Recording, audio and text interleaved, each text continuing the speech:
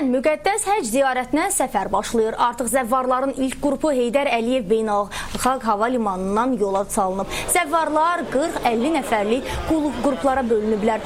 Onlara təlimatlar keçirilib və sentyabrın 15-nə qədər Azərbaycandan 2400 zəvvar xüsusi təyyarələrlə müqəddəs şəhərə yola düşərək Mədinə şəhərindən ziyarətlərini başlayacaqlar.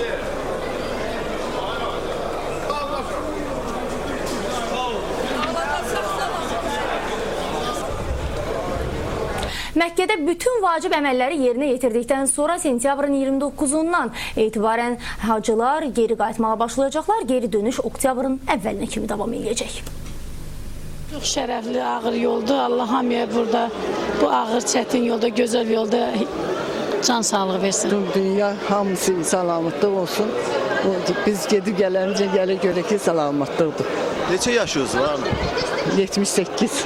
Maşallah. Biraz çətin olmayacaq sizə. Bax.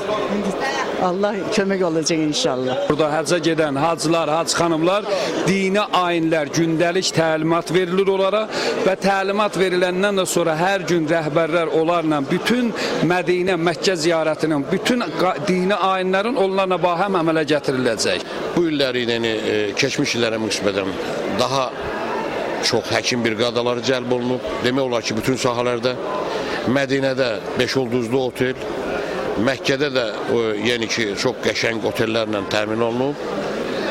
İnsanları maarifləndirmişik, yəni ki, əməlləri necə yerinə etmək haqqında artıq kurslar keçirilmişdir. Hacılarımız inşallah hazırdır.